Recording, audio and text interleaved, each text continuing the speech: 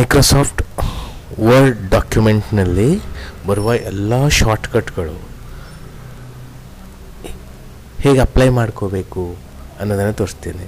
ಈ ಶಾರ್ಟ್ಕಟ್ ಆಟೋಮೆಟಿಕ್ಕಾಗಿ ಟೇಬಲಲ್ಲಿ ರೆಡಿಯಾಗಿ ಬಂದುಬಿಡತ್ತೆ.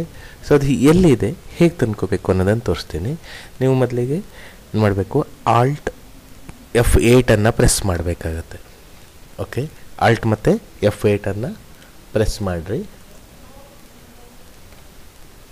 ಇಲ್ಲಿ ಮ್ಯಾಕ್ರೋಸ್ ಅನ್ನೋ ಆಪ್ಷನ್ ಬರುತ್ತೆ. ಇದು ಒಂದು ಟೈಪು. ಇನ್ನೊಂದು ಟೈಪಲ್ಲಿ ವಿವಿಗೆ ಹೋಗಿ ಮ್ಯಾಕ್ರೋ ಅಂತ ಇರುತ್ತೆ, ಅದರಲ್ಲಿ ವ್ಯೂ ಮ್ಯಾಕ್ರೋಸ್ ಅಂತ ಇದೆ ನೋಡಿ. ಇಲ್ಲಿ ತೊಗೊಂಡ್ರು ಅದೇ ಆಪ್ಷನ್ ಬರುತ್ತೆ. ಈ ಮ್ಯಾಕ್ರೋಸಿನ ಶಾರ್ಟ್ಕಟ್, ವ್ಯೂ ಮ್ಯಾಕ್ರೋನ shortcut alt F8. Okay, so ಇಲ್ಲ ಅಂತಂದರೆ ನೀವು ವಿವಿಗೆ ಹೋಗಿ ಮ್ಯಾಕ್ರೋಸನ್ನು ತೊಗೊಳ್ಬೋದು. ಓಕೆ, ಸೊ ಇಲ್ಲಿ ಮ್ಯಾಕ್ರೋಸ್ ಅಂತ ಇದೆ ನೋಡಿ, ಕಾಣಿಸ್ತಾ ಇದೆಯಲ್ಲ. ಇಲ್ಲಿ all active template and document ಇದೆ. ಇದರಲ್ಲಿ ವರ್ಡ್ ಕಮಾಂಡ್ ಅಂತ ತಗೊಳ್ಳಿ.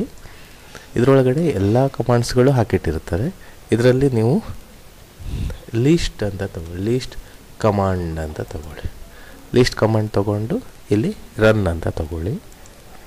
ಅದಾದಮೇಲೆ ಕರೆಂಟ್ ಕೀಬೋರ್ಡ್ ಸೆಟ್ಟಿಂಗ್ಸ್ ಅಂತ ಇದೆ, ಓಕೆ ಮಾಡಿ.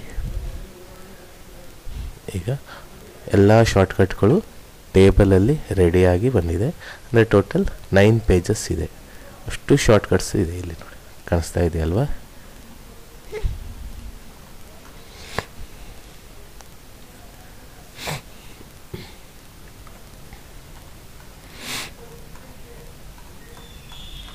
ಗೊತ್ತಾಯ್ತಲ್ಲ ಹೇಗೆ MS ವರ್ಡಲ್ಲಿ ಶಾರ್ಟ್ಕಟ್ಗಳನ್ನು ಅಪ್ಲೈ ಮಾಡೋದು ಅಂತ. Thank you.